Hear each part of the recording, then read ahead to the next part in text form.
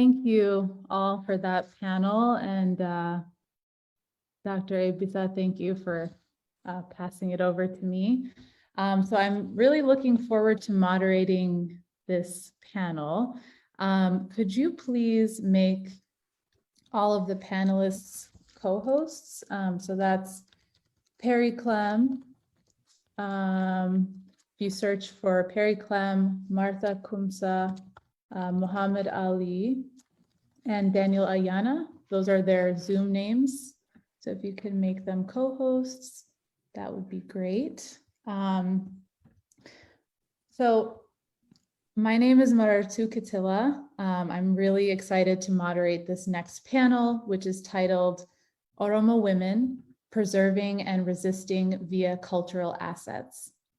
This will be a book discussion on Peri Clem's newly published book, Dressing Modern Like Our Mothers, Dress, Identity, and Cultural Praxis in Oromia, which, by the way, I just recently received and ordered, which I'm really excited about.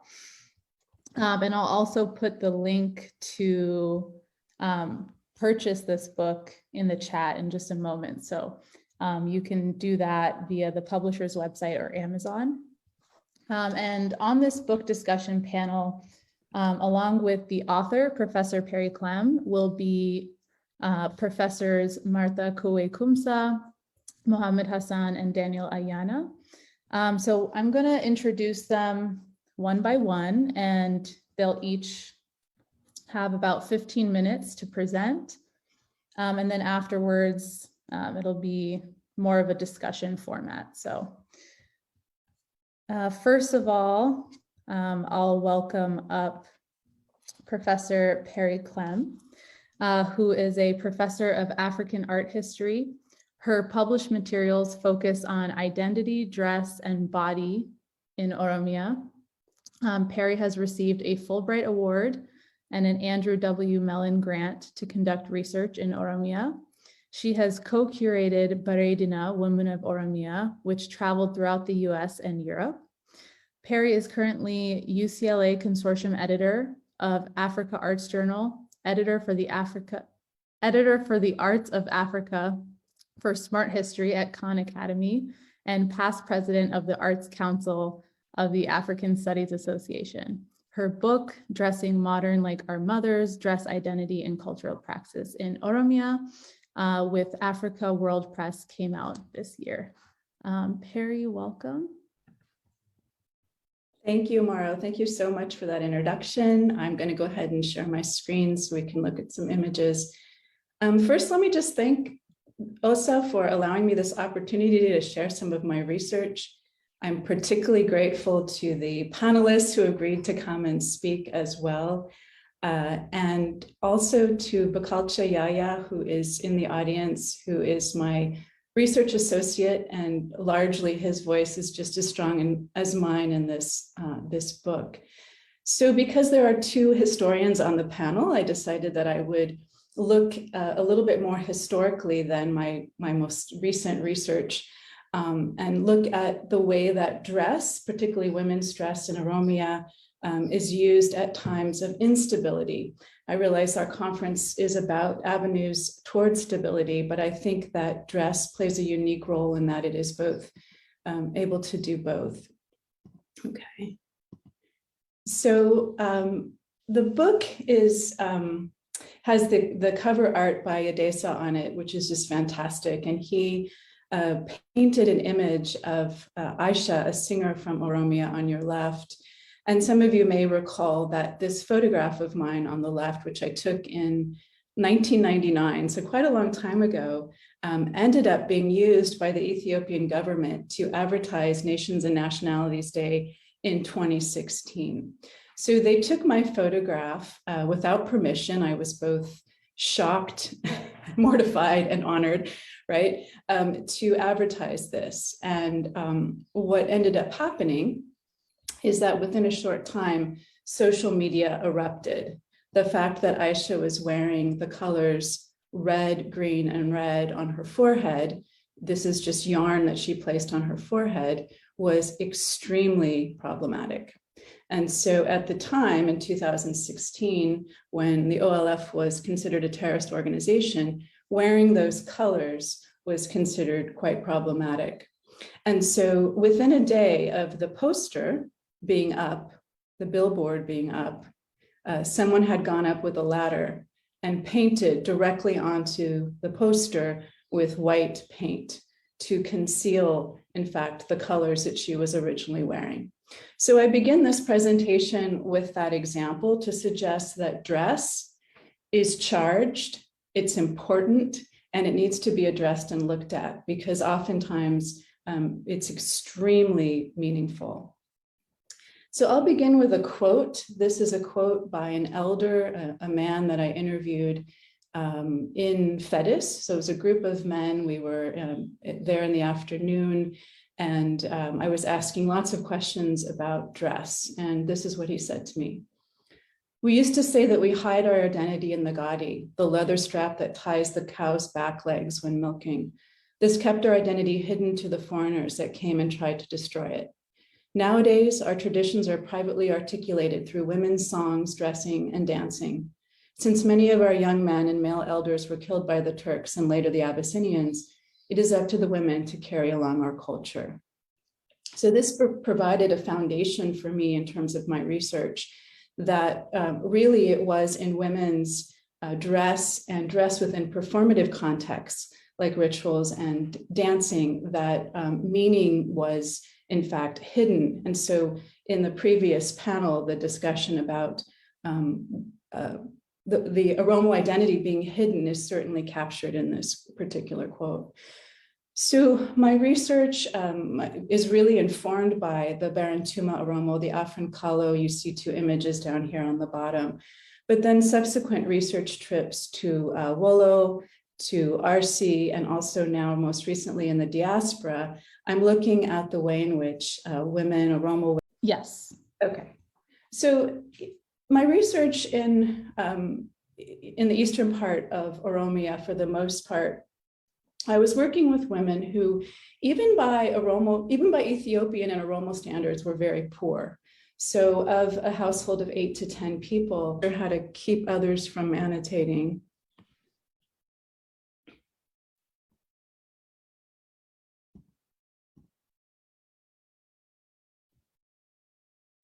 So what's happening is someone's writing directly onto my screen. Is that what's happening? Yeah, I think. Okay. Happening. Disable annotation for others. Yes. Got it. Sorry, Okay. I wasn't sure how it exactly looks. Okay, so let me see if I can get out of this mode now. Okay, I'm going to start one more time just because it was frozen. Okay, there we go. So when I talked to this woman on the right about her dress, and notice she's wearing nail polish decoration, a nose ring, a beaded headband, butterfly hair clips, a variety of beads around her neck, and a key. And actually, she has nothing that she can lock. She lives in a thatched home, but that key becomes a symbol of power, of being able to have something that's contained and valuable that is secret, right? And so when I asked her about her dress, she said, well, I'm modern. I'm trying to be attractive. I'm an individual. I'm trying to express myself. But at the same time, she identified the ways in which she was connecting to her heritage. She did things the way her mother had done them, albeit with contemporary buttons and beads. And so I titled the book Dressing Modern Like Our Mothers, because I think Oromo women are both looking forward and looking back when they think about this kind of expression.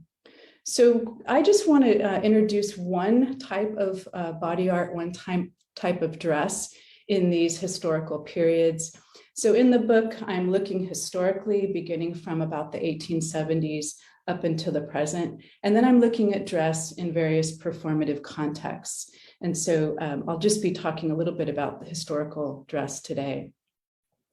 So when the Egyptians took over the eastern part of present-day Ethiopia, and the Oromo, the Barantuma or Afrancalo Oromo were incorporated into the Egyptian empire or Egyptian kingdom, they essentially were wearing, Oromo women were wearing leather.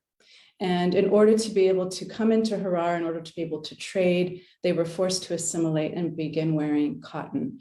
So in the upper left, you see a woman wearing leather here. What ends up happening is women begin adopting textiles or cotton on the upper half, but continuing to wear leather. Men, by and large, had already adopted cotton textiles way before women did. And by the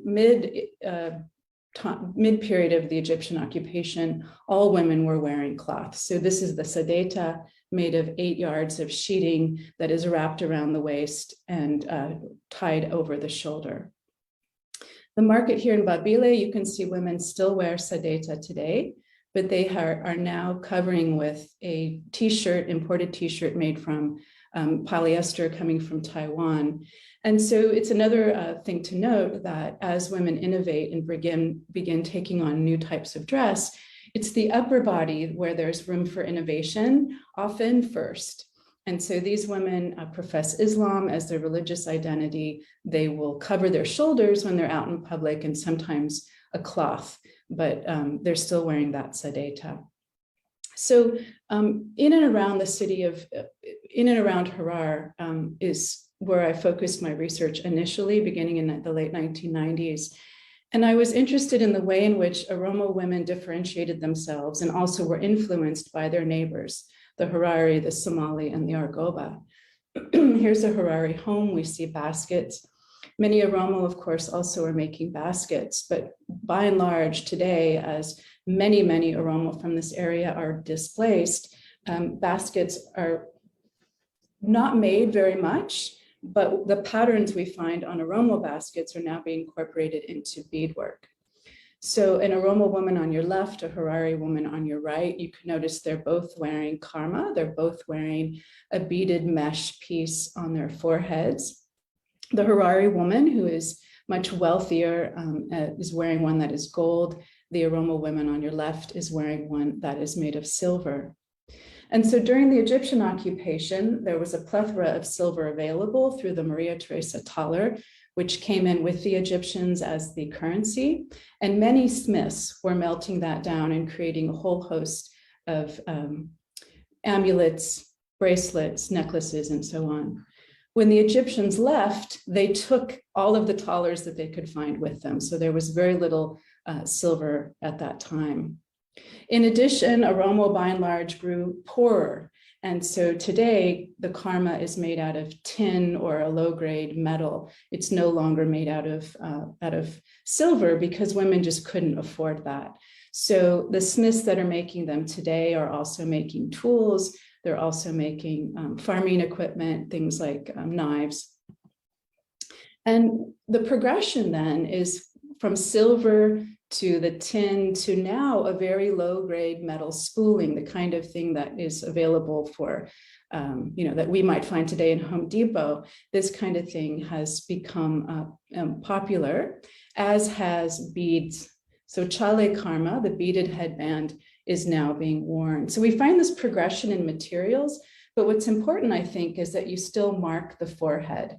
And so that's an important place for ethnic expression, identity expression. The Argoba, another neighboring group, this is their dress, spend a lot of their dress incorporates a lot of amulets. So these are leather cases that are sewn shut. She's wearing this along with cowrie shells and metal pieces. So the Oromo also wearing amulets, kartasa. In the Oromo case, they are leather pouches that can contain a whole host of things. Usually it's herbs, medicinal herbs, or it's pieces of paper where Quranic verses have been written. So going to a sheikha, having a verse from the Quran, and then inserting that. For many children, it's the first item of dress. So this girl has one, but it's just of paper with a string around it. So with the introduction of the Abyssinians, the idea of Buddha, or those with the evil eye, became prevalent and became part of the belief system. And so a kartasa, an amulet, can both protect the wearer and repel those that potentially could harm.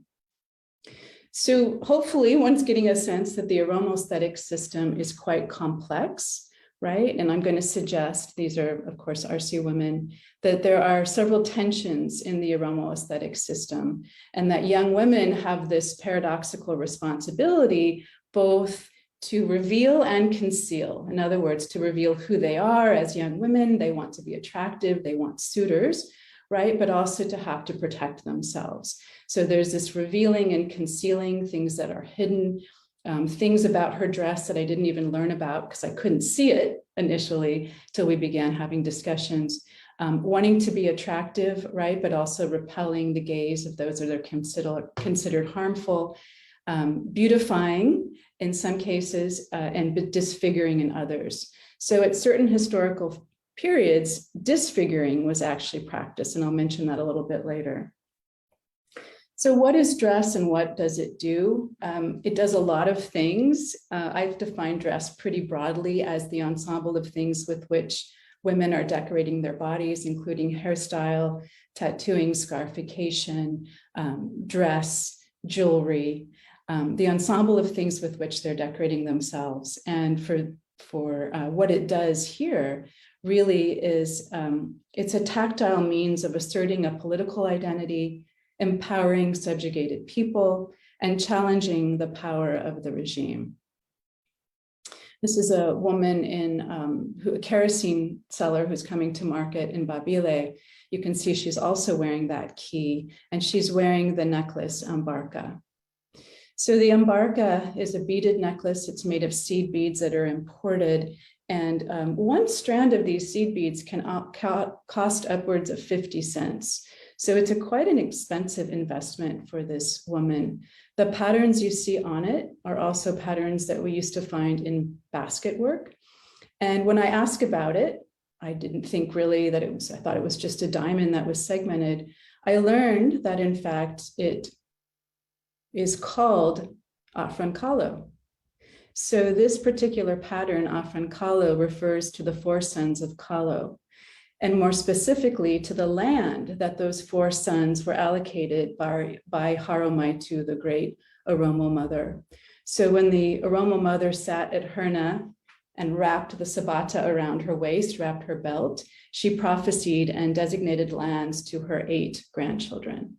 So the identity of Afrancalo is living here, right? The land, she may or may not have access to that anymore, but symbolically, the connection to those four sons and the land that they belong to is in that beadwork. If we think about Harar and the Oromo living in that region during the Ethiopian Empire, when King and then Emperor Menelik took control, we also see quite a number of interesting things in relation to dress. So this is my photograph on the left, and this is on the right. You can see that there's still the same market, same Oromo presence in this space. So I've recorded well-known occasions from about the 1890s onward when male warriors would take off their headpieces and put down their weapons in order to wear the central component of a married woman's costume, her sadeta, the white sheeting, and her gufta, the black hairnet. The wearing of sadeta and gufta was intended to communicate submission, humility, and concurrence after a period of aggression and the loss of life. Oromo elders state that when council leaders went to Waluba each year to see the Aba Muda, the Rabadori ritual leader who guarded Oromo law, those who carried the spoken law dressed in a woman's traditional dress, sadeta. These men would wrap 8 yards of sheeting around their torso and tie the ends over their right shoulder, intending to show that while they were frail and could no longer fight, they nevertheless carried with them their broad knowledge of the Oromo constitution. In this sense, Oromo women's dress suggested that these men were to be respected, not for their physical prowess, but for the wisdom that they came with their old age. So the wearing of the gufta in particular could be a plea for leniency, for patience, for peace. And there are many examples of this that I've recorded that are in the book. Despite this, though, as men wore gufta and approached the Shoan army, their attempts to placate the invaders was futile. The conflict with Menelik's forces is mentioned by elders as the most barbaric encounter in the collective consciousness of the Oromo people. Women, who were customarily restricted from battle, fought with men.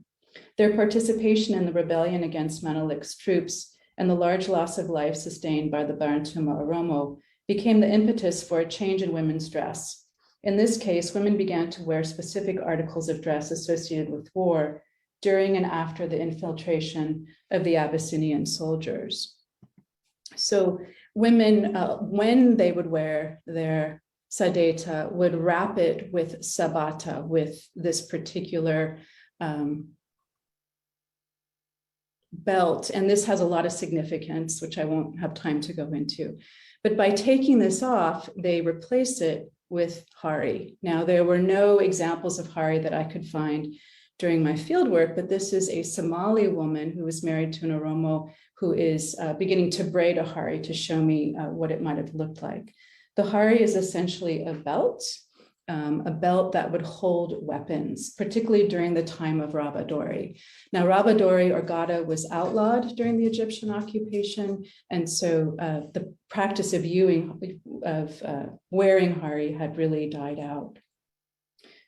Oromo female elders I spoke with in 2000 remember stories of their foremothers participating as soldiers and spies in the struggle against the invading Abyssinian army.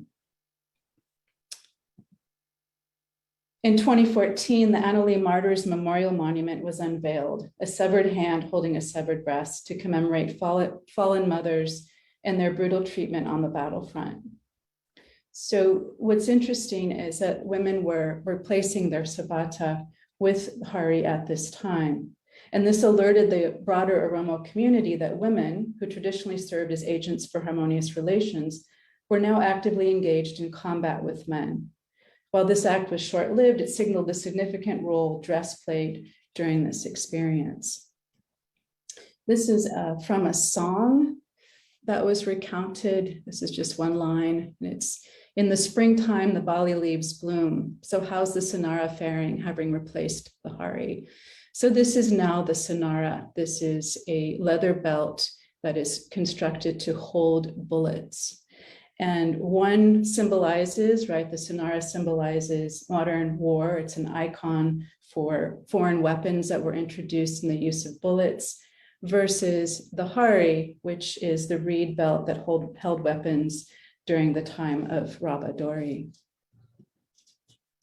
The tying of leather at this time also becomes very important. So the Afrancalo in particular would tie leather, both men and women for various reasons. Women could tie leather on certain places on their body and indicate whether they were married, engaged, or single. If a man was a hero, he might use it to tie in a certain place. But during Menelik's rule and invasion, the Medica became important as a protective device. In fact, it could function as, being, the leather could come from a whole host of different animals, but during the rule of Menelik, informants state that the Medica was worn by both men and women for its talismanic qualities in the face of much anxiety. The most potent leather from which to make Medica during the reign of Menelik came from the dried skin of the horses used by his Amhara soldiers. In this sense, the destructive ability of the horse and rider is harnessed in that particular leather. Women describe this historical period in which their foremothers became warriors as a time of great violence and chaos. With the influx of social, political, religious, and economic changes brought about during first the Egyptian presence and then the Abyssinian invasion of Oromo land, a women's dress and what women wore was strategically used to signal hostile relationships. The use of fiber and leather bindings by Oromo women became markers of war and proper action during the conquest and colonization of their homeland near the city-state of Harar under Menelik in the late 1880s. Harari and Medica became symbols of the crisis brought about by the Abyssinian invasion, and when tied around the body today, these objects activate collective memories of these experiences. I'm going to show you just briefly another object that became, or another body art practice that shifted a bit during Haile Selassie's first reign. And by the way, there are a lot of stories about Lulu, Haile Selassie's Chihuahua, among the Oromo communities I visited. And that is is the practice of hatita. So the scarring of the face is done for medicinal reasons. It's done to beautify, and it's also intended to harness the gaze. But during Haile Selassie's time, that first reign, I learned that families would heavily scar their children because as soldiers came and took young people by force, those that had the most scars were left alone. And so during that time, children's faces were actually disfigured intentionally so that they would not be taken by Haile Selassie's troops. The practice of tumtu, so that is the application of scars as well as pigment, something that's done here on the face. It's very subtle, right?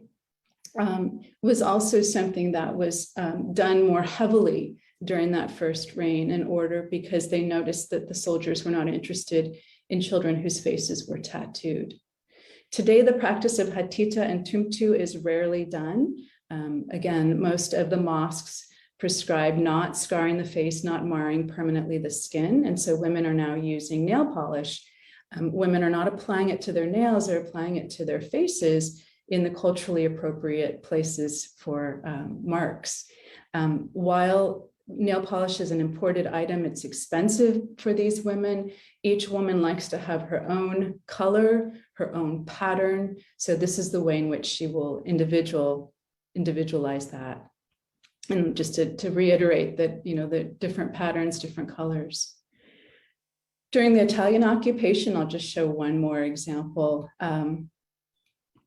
The Italian occupation in the eastern part of Oromia was actually seen as a very positive experience as the Oromo were allowed to speak their language and they were encouraged to practice their traditional ceremonies. They were told they could bring back Rabadori, for example. This is a mantia. This is a woman who is a spiritual expert. She is helps clients with spiritual matters and often uses spirit possession in order to heal. And she uses a whole host of different kinds of dress, including an ostrich feather, which harkens back to the time of Rabadori. An ostrich feather would have been something that warriors would wear.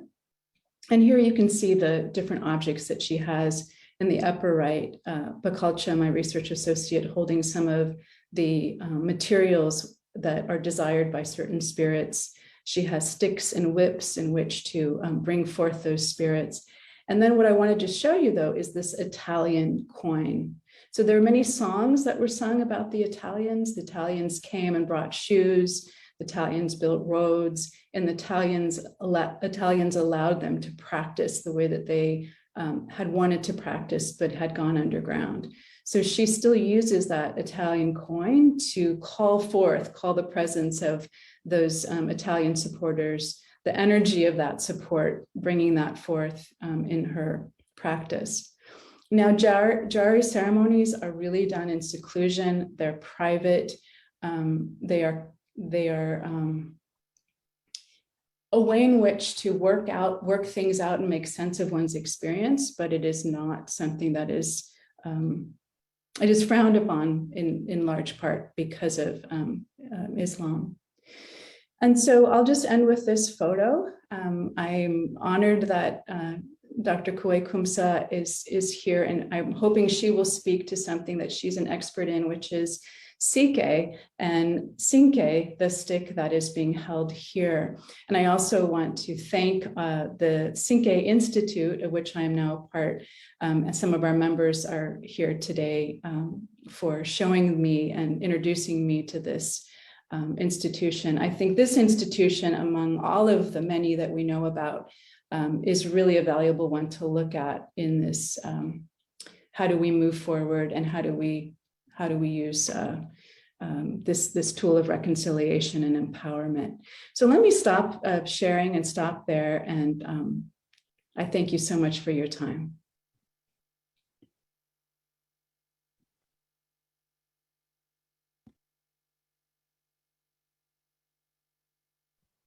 Maro, you're muted. Oh, thank you. And thank you so much for that presentation. That was really wonderful. Next, I'm going to invite up Professor Martha Kuwe-Kumsa, who is an Oromo woman with a passionate interest in women's issues. Currently, she is the chair of the Syncretism Institute and a professor emerita at Wilfrid Laurier University. Her decolonial activist scholarship explores strategies of decolonial struggles for justice and liberation, with a particular focus on Oromo women's Syncretism strategies. Within the broader emancipatory projects, she positions herself as a decolonial Syncretism feminist, exploring the emancipatory potentials of Syncretism principles. Adekue? Yes. Can you hear me? Yes. Can you see me? Can you hear me? Yes. Thank you so much. And I want to greet you with green, lush grass. Nagaan sin gaafadha, margaanin nagaa sin fuudha, margaanin harka sin fuudha. Thank you so much for giving me this opportunity. And thank you, Peri. This is a wonderfully rich presentation. And going through the book, I just thought this is like a marvelous, marvelous piece of, it's a masterpiece, I think. I really found it so rich, and the way it is, it combines and weaves together art history, ethnography, stories, very small stories, and intense struggles that women go through. It was seamlessly woven together, and I just wanted to say thank you, thank you, thank you. This is what I would have loved to write. So that, yeah, thank you for bringing this up. And I really appreciate 25 years of labor of love to bring this book out to us and to the world. So I really, really appreciate that very much. The book itself is, to me, it really shows the intensity of the struggle, the incredible agency of women in everyday life, in everyday practice. So it really forces us, it kind of, maybe not force, but invites us to take our head out of the cloud up there, come down to the ground, to the real ground, and see the real people, the real life experiences of the change makers, the real change makers. Women are the real change makers. They are in the intense struggle to preserve their cultures, to pass it on to the next generation and the next. And that doesn't get named or even get praised or acknowledged for the struggle for liberation. And this book, I think, brings it out in such force that women are the change makers. Though they don't get the credit, they don't get acknowledged, they do preserve the culture. And I'm really happy that OSA this year made this theme of culture and literature and arts. And these are where the real changes are made, in my view, through culture, through literature. And all these struggles come out through all these means of and strategies of struggle, arts. And what you did, what Peri did in this book is just an amazing, fascinating combination of artistry and women's struggles, women's agency, like the tensions that Peri mentioned earlier. Women use dresses or body art to hide, and at the same time to show, to conceal and to reveal, to protect themselves by hiding, to protect themselves and their identities and the things that they share, that they cherish so closely, to protect that, but at the same time to show it to the world. This is who I am. This is my identity when things are a little bit when the context is a little bit inviting, a little bit less dangerous, women go through this struggle every single day. Dress is a simple everyday object. You just grab it, put it on every single day. But who actually digs it up in this wonderful way and sees how dress itself is a site of struggle, historical, political, cultural struggles actually happen around the dress, on the body of the dress, meaning on the body of the woman who wears the dress. So that really, really is a very rich exposition of what women's struggles are in everyday life. Because when we talk about heroes and when we talk about the struggle for liberation, what we look for is the ones who are big names and the ones who are big, who made big stories, and the ones who make names are not these ones. These small stories are the stories that make the liberation struggle go. They are the ones that really actually make the changes in liberation movements, not just the ones who go out and with the guns or get elected or in the high offices of high political offices or anything. It's these small stories, not to discount these other forms of struggle, but the real changes happen on the ground, and we can only see them when we actually look at everyday resistance that women are engaged in.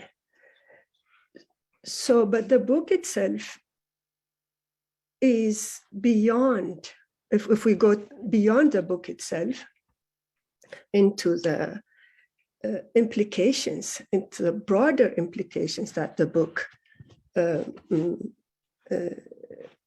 calls for. It is a historical, cultural, political struggle that's happening. And it is against injustice. Women are struggling against injustice in all of these cases, in all of these small stories. They are struggling against injustice. And Peri really passionately follows them.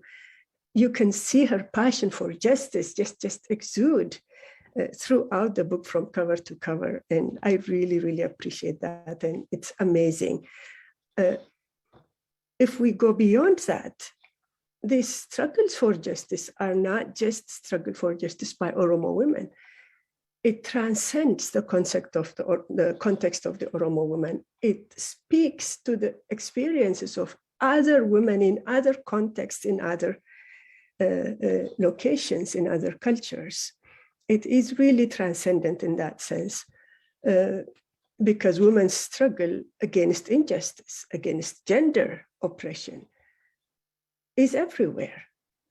And it speaks to all of those, and how Peri really delved deep into the ethnographic stories after stories after stories, and brings it out in such richness, really makes it transcendent, more transcendent, and not just to the experiences of other women in other cultures, in other countries, but also to the experiences of all oppressed women, because all oppressed peoples, particularly Oromos, in Ethiopia, in the context of Ethiopian nationalism and Oromo nationalism, there is this struggle, as the previous panel actually mentioned, about how the othering process happens between nationalisms, how Ethiopian nationalism really others and ridicules and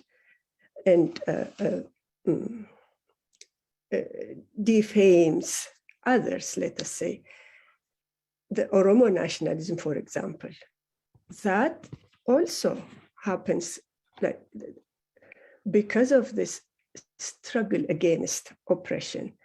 So the piece that that comes out in this struggle of women's struggle against injustice is the piece that also comes out against Oromo people's struggle and other colonized people's struggle in Ethiopia against injustice, against Ethiopian colonialism, against Ethiopian nationalism, whatever nationalism that wears the face of Ethiopian nationalism.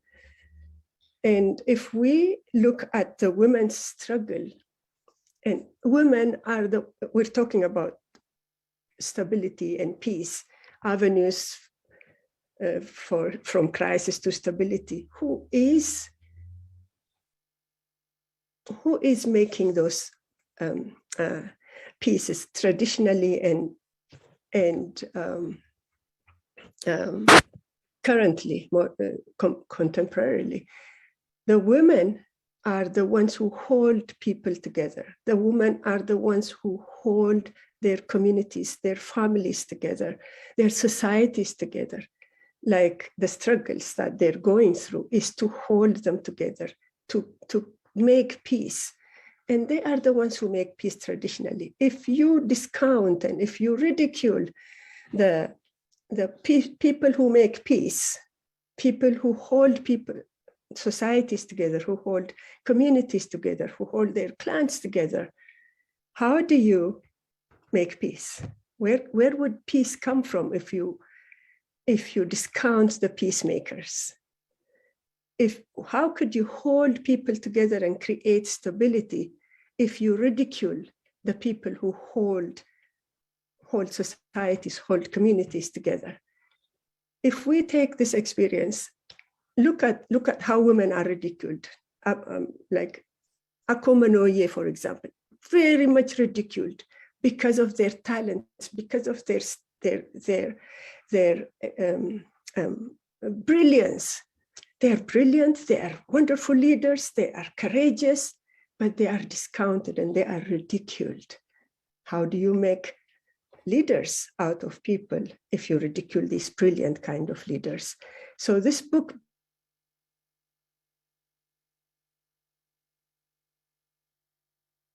brings out all of these forms of injustice. It's the Oromos that really hold this entire society together, this entire country together. They are the ones they are the ones who have the resources. They are centrally located. They are, but they are ridiculed. They are the ones who actually are the courageous ones, the fighters for this nation, whatever it is called, but they are the ones that are ridiculed. If you ridicule, if you discount the experiences of Oromo nationalism and other it, Ethiopian nationalism is not going to work at all.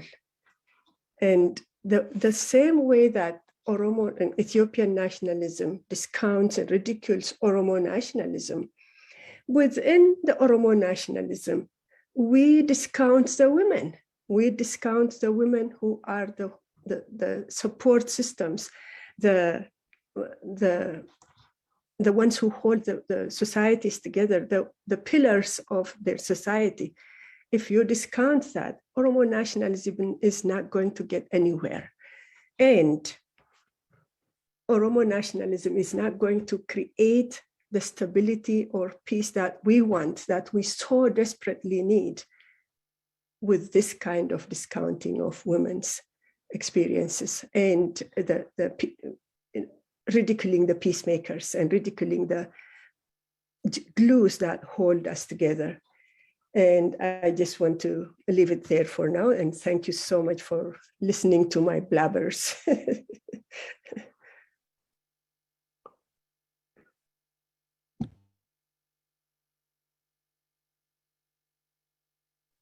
Thank you so much for your insights, Adekoi.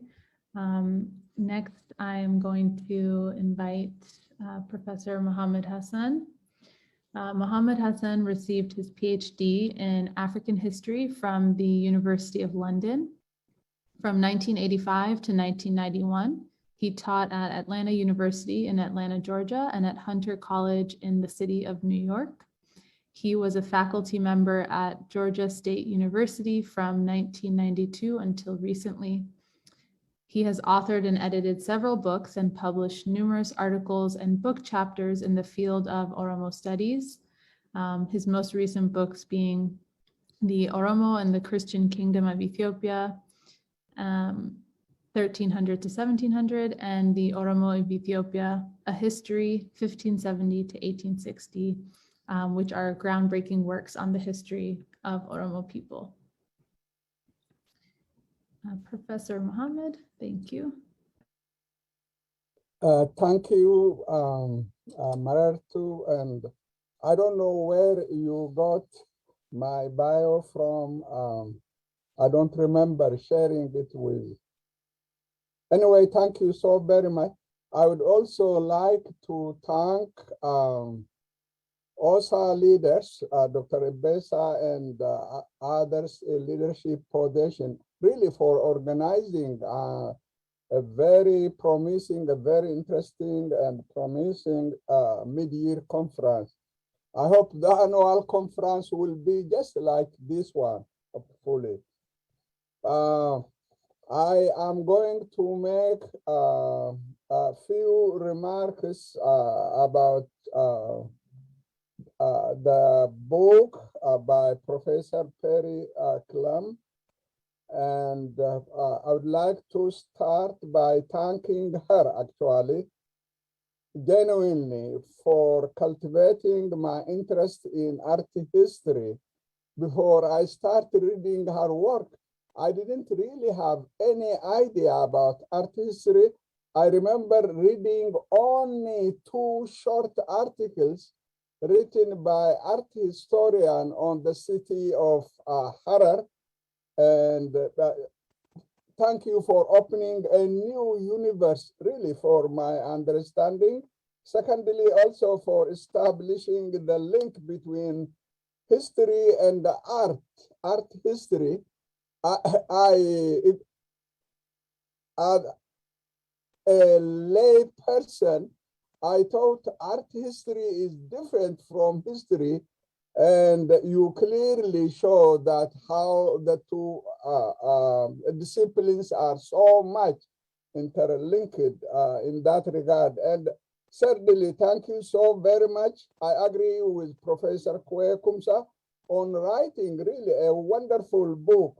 Thank you, thank you. And what I would like to add to is the book is really based on extensive research conducted over several years in Eastern Oromia, in Oromia Special Zone in Southern Wallo, in the RC region, and among the Karayu Oromo. The people who are destined to lose all the land over which they lived for years, centuries actually, several centuries. And most people may not see the connection between the December 1st massacre of Karayu Abagada and the war for taking their land, there. And I am really so worried about the future of the Karayu. They depend on their animals. Once they are removed from the land, their culture, their way of life, every aspect will really disappear, which is really a sad story. What amazed me, what still amazes me is that when Peri was challenged for doing research in Ethiopia, she traveled to Kenya for completing her impressive research among Oromo refugees in Nairobi. What shines through the pages of this beautifully written book is the author's impeccable objectivity, commitment to the canon of her discipline, and her profound knowledge about Oromo women's contribution to the preservation of Oromo cultural heritage. As I said, this is a beautifully written book, which captivated me from the beginning to the end, I believe this book will serve as a model for other scholars to write on other Oromo women in different regions of Oromia and other Ethiopian women in different regions of the country. In fact, before this book, I didn't read a single article on Oromo women dress. And this is the beginning, the first book actually in that regard.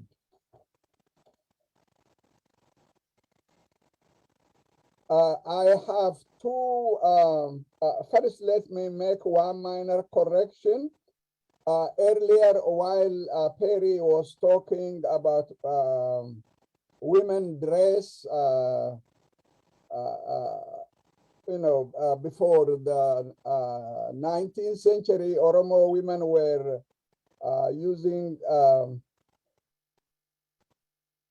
leather dress. Actually, we have an example, an evidence written in 1576 about Oromo people protesting about the price of cotton clothes in the city of Harar, which clearly indicates that they know about not only about cotton clothes, but about the prices. That was why they were protesting against it, actually. And cotton cloth is, of course, very fragile, and leather cloth is durable, and it is cultural, and people persisted using it. Is still not leather dress, the most expensive in the West. If I am wrong, please correct me about that. Finally, I have two short questions for Peri. First, I know what you really, the challenge you went through, what sustained you through all the challenges to complete this book. I ask this question because almost 40 years ago in Khartoum, Sudan, I met a Sudanese scholar who was interested in doing work on Jimma, among the Oromo in Jimma, and he told me that he spent 6 months in Addis Ababa. They could not give him permission to do any research among the Oromo, on anything that is related on the Oromo. You have to get permission from the government, and they did not openly deny him. They just dragged it on, and ultimately he gave up that and then focused on writing on the Sudan. And in the process, we lost the brain of a brilliant scholar who should have really written something very interesting about the Oromo in the Jimma area. My second question is, Peri, you are still a young scholar. Could you share with us about next scholarly project? Thank you, and I am done.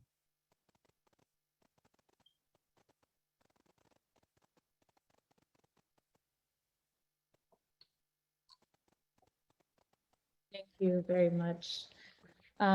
So next, I would like to invite Daniel Ayana, who is a professor and director of graduate studies at Youngstown State University in Ohio. He has interests in environmental and intellectual history. Some of his publications include on environment aspect of Oromo leading to 16th century population movement, African Cultural Institutions for Democratization, and on Oromo sectional names in Arabic and Middle Nile sources. Professor Daniel.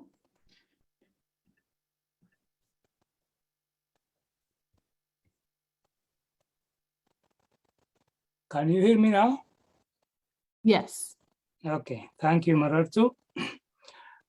First, I would like to thank Professor Peri for writing this very fine book, not just only fine, but also pioneering book. So what I would like to do is to sort of introduce the broad outlines where I comment and then eventually link it to a concept that Dr. Tafari raised earlier. By mere chance, we have a common concept to describe, to analyze, to conceptualize what is going on in Oromia. So the book, although it is focused on dress and hairstyle, has a deep historical and chronological link conceptually and in terms of identifying some of the symbols. So these chronological links go backwards in time. The second, the book has fine details, and these fine details eventually link to the Gada system. The third, the book outlines the innovations of the Oromo, Barantuma Oromo, about ideas, technology, in both preserving and then also modifying, but still essentially reflecting the and expressing the identity of the Oromo. For instance, there are new fashions, new technology, and all these are domesticated in order to express Oromo identity. When we look at Barentuma Oromo, there is a historical geographic issue here. To the east, there is a vast desert. This vast desert was not crossed until the introduction of camel to Northeast Africa. And so for a very long time, we have this historical continuity for the preservation of the Oromo culture and identity. Second, there is a north-south population movement in trade. Professor Daniel? Yes? Can you move your camera a little bit down? A little bit. Okay, perfect. That is perfect right there. Thank you so much. I'm sorry to interrupt. Okay. There has been a north-south population movement, and also there has been trade route connecting from north to south and also south to north.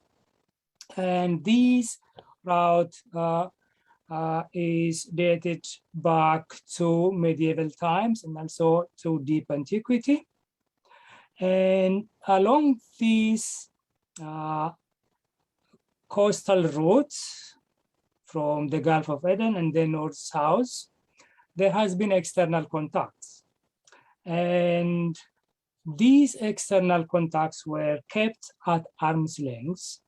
And then some of the ideas were taken and then they were domesticated in order to preserve, enhance Oromo identity down to the present time. Despite the external influences, ideas, what we find in clothing and hairstyle is a layer of cultural, Oromo cultural aspects. And so earlier, by mere coincidence, Dr. Safari was talking about double consciousness. Du Bois used the concept of double consciousness to express the issue of African American history. In our case, it differs because we have a different language, Afan Oromo. and there was no democracy within the Ethiopian Empire State. And so from looking at this book, what I see is not just a double consciousness, but also the beginning of merging of double consciousness around indices of language and culture, or around language and indices of culture, which is hair, and dress. So that's my idea. So I'll go through the book and highlight some of the concepts that Professor Peri used. In chapter 4, it is about the concept of Psyche, and everybody knows that. So I'll move on to chapter 5 about tattooing, which is essentially body art. And body art goes back to prehistory in human history. It is about expressing. It's also about withholding information. That is, she clearly states this. And then there is one very interesting aspect. There is the shape of ankh, which is used for body art. And this is very, very interesting because the shape of ankh is not just simply out of the blue. It has a very deep root because it is a practice in the Middle Nile Valley or ancient Nubia.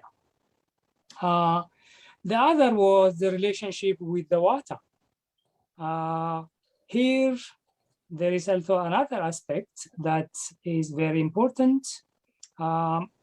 Today, if we follow the phylogenetic research, the Cosanoid group are the ones or the first who moved out of Africa and then inhabited this world. So everybody descended from the Cosanoid group. And then below that, there is another aspect. The Khoisan group that moved out of Africa shares 65% of gene or genetic identity with the Oromo. And so this is very important. The other aspect is about fixing bones or healing, which is also part of the body art, and which is again very interesting because the technology, the knowledge, the skill is very deep and also very widespread. Then the reference to journey, a very important concept here. The bigger concept is syncretism. Whenever there is a religious conversion, there is going to be syncretism. What existed before continues in a different fashion. And so I identify 2 points. The first is the concept of 44, and then the mention of Gondar, which is very interesting because the only place that you have the 44 tablets or art is only in Gondar, and it has a deeper historical roots through the post-16th century Oromo population movement. The second aspect is the use of incense for women to beautify their body. On the one hand, we have incense being used to ward off the journey, but incense was also being used before the rise of Abrahamic religions, both to smoke the house, to prevent snakes from coming in, and also to prevent mosquitoes from setting in the home for not to cause malaria. So the use of incense goes very much deep in time. And for instance, Queen Hatshepsut was boasting how her body is exuding the aroma of incense from the Horn of Africa. The other was the use of saliva, which is again very old. The practice is very old for blessing, and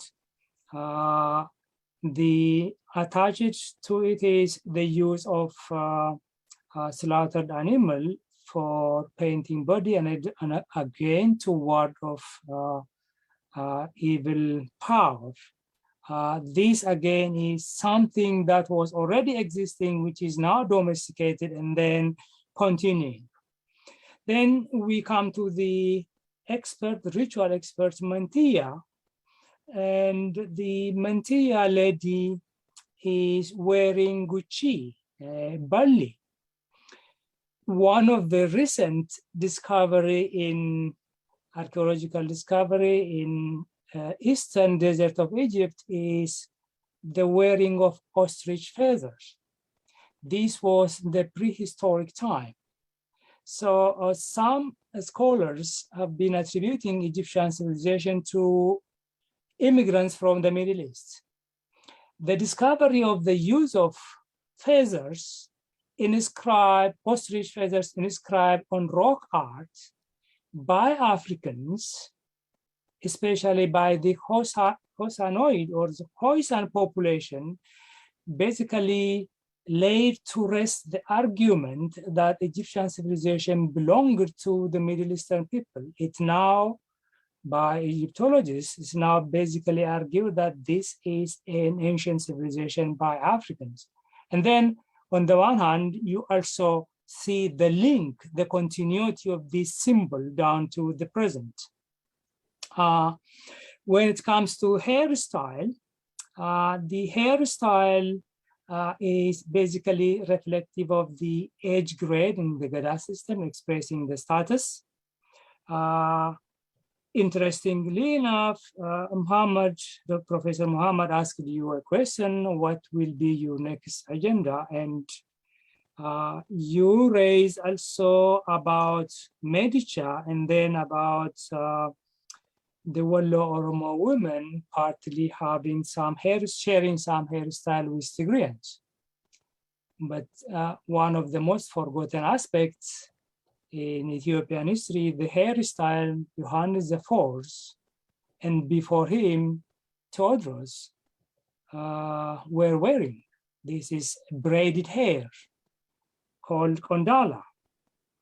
And regarding Medica, Haile Melekot sent a letter to England, and then he sent them a gift of Medica to the British government.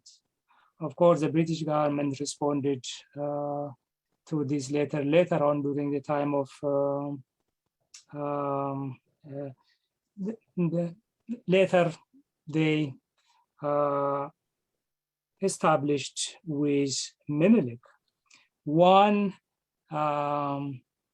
Ethiopian scholar writes about this letter and said he doesn't know what Medica is. And people were already saying that they don't know about our history. And so Haile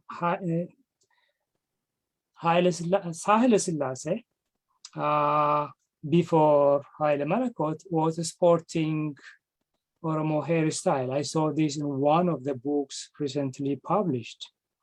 And so here we find what anthropologists called embodiment appropriation.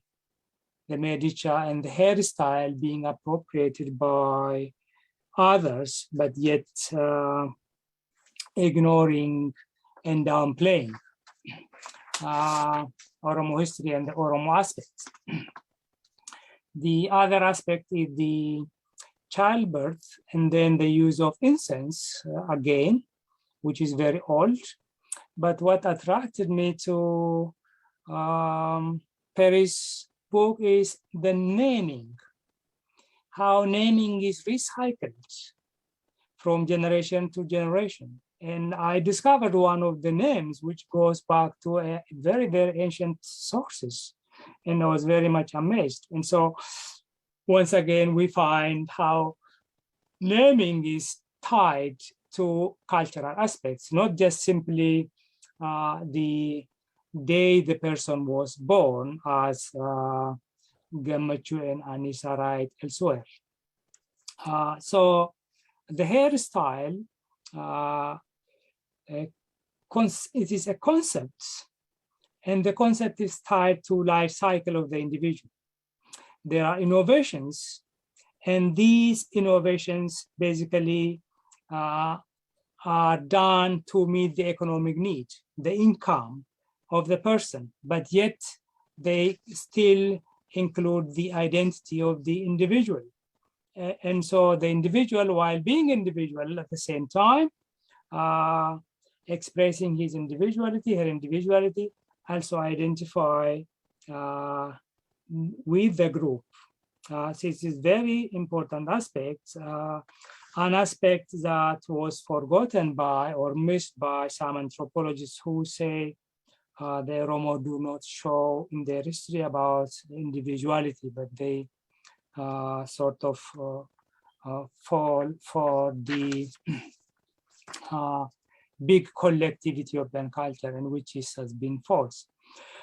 Finally, in the end, in the final chapter, Professor Clem uses Hobsbawm's and Gellner's concepts and identify how Oromo identity and nationalism is different. What we know historically, theoretically, is that nationalism being protected from above.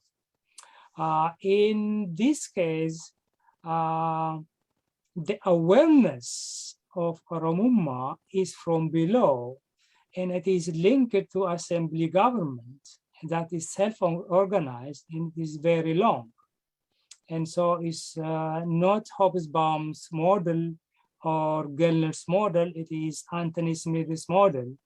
And so what the book, what Peri Klemm's book shows us is the merging of the double consciousness back onto language and culture. And so I invite our audience to buy this book and have on their shelf to use it as a reference, and also to enjoy the book. Also, Professor Peri, thank you for this book.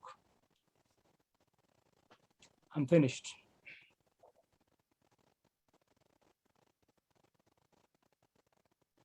Thank you very much. I think we can go ahead, and I'm going to pull everyone up here.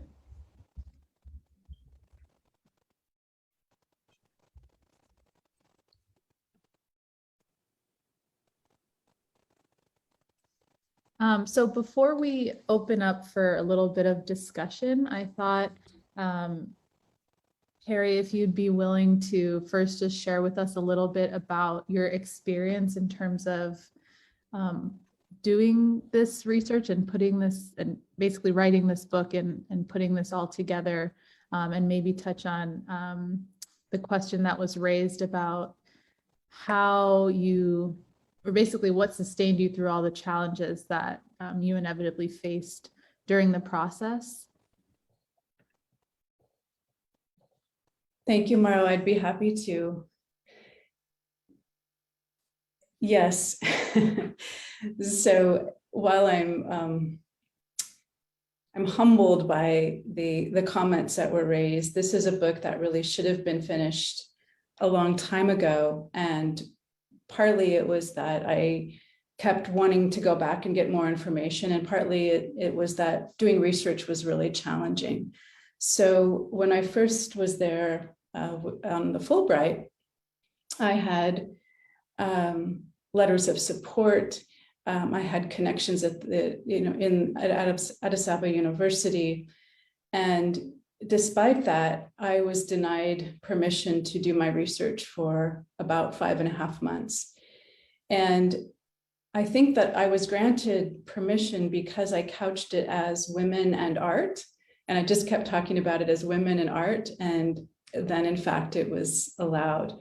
when I got to Harar area, I was told I needed to work with the local Oromo Bureau of Culture and Information. And if I was going to travel, I had to travel with someone from that bureau. And so there were a lot of rules and regulations in place. I didn't follow all of them, but I think it only was granted because it wasn't seen as problematic or political in the way that it might have been if I was looking at Oromo men or at an Oromo institution or something like that.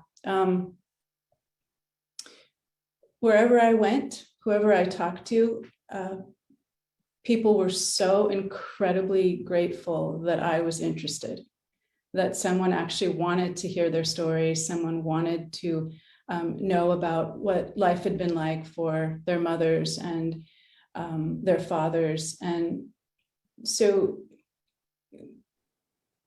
even, every afternoon people would come to the house and we would have lunch and they would shoot shot and there would be a shisha and there would be conversation, and people would stay until it was dark.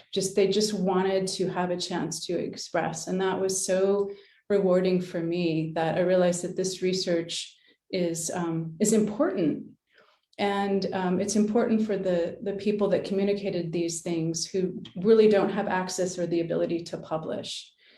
In some ways, I was conflicted. So there were many years where I actually didn't work on it because in an academic institution, you're very much limited to how you write and what you write. And so if I wanted to move more toward human rights issues or social activism, right, that I didn't know quite how to put all that together. And so it's been a struggle.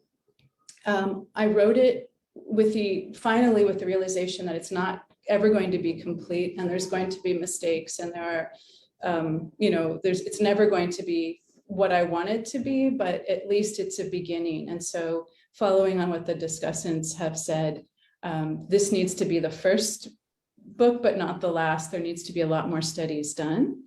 And then to go to Dr. Mohammed's question about what's next, being a part now of this Synke Institute, we actually wrote a letter about the massacred Karayu Gada leaders that was slated for a number of groups, including UNESCO, and then Addis Standard recently published an article about us writing that letter. So the human rights advocacy piece is interesting and appealing, but also I have a lot of video. And so I'm hoping to create some short films on things like Wadaja ceremony and other things that I recorded over the time that I was in Oromia with Badri Kabir Mohammed in Edmonton. So we're working together on creating those videos. So those are just some small things that I'm thinking about.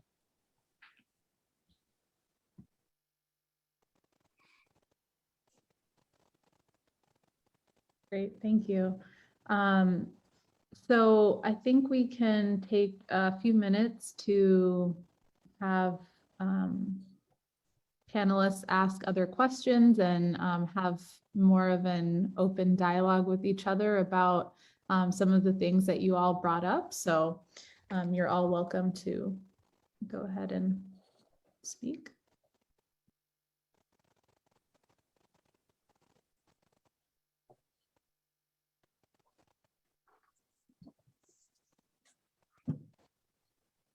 Yes, Professor Mohammed.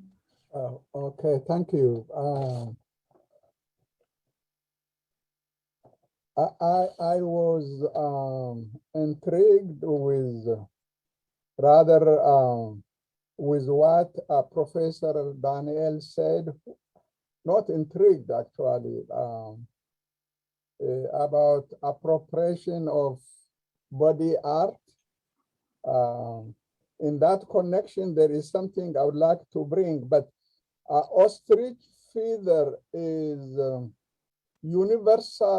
feather was used universally by the Cushitic language speaking population from southern Egypt all the way to what is today Ethiopia, to Kenya, even to Zanzibar. And it was a common feature. It's just to mention for that.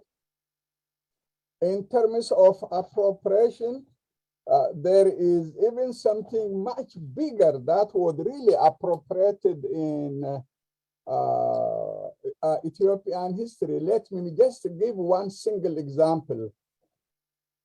Some of you historians may have heard about Wallace Badge. In 1929, he wrote 2-volume books.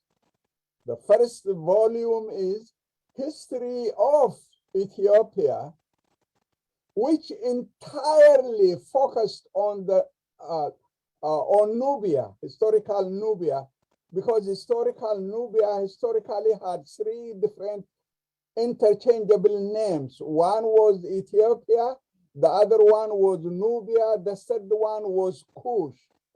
The first part of the book, book 1, 100% focused on Nubia. Why do I emphasize this? All the reference in the Bible to Ethiopia was a reference to Nubia, which is part of southern Egypt and northern Sudan. All the reference, all 52 references in the Bible were a reference to this area. Why do I mention this? As Margaret Pravham says, the Ethiopian historians appropriated Nubian history as if it is part of theirs. And it had now become a fact. Everyone refers in the church, in those who write, they simply use the appropriated history as if it is history of what is today Ethiopia. And that is really the area where young scholars will have to focus, because the material is there. And essentially, appropriation is, I don't want to use any nasty word. Anyway, I just wanted to throw in one unrelated. If Martha, if you give me a second, I wanted to mention one extremely important point that will have huge impact on Oromia, on the Oromo population for years to come. And this is about, do I have a minute or even 30 seconds? Yes.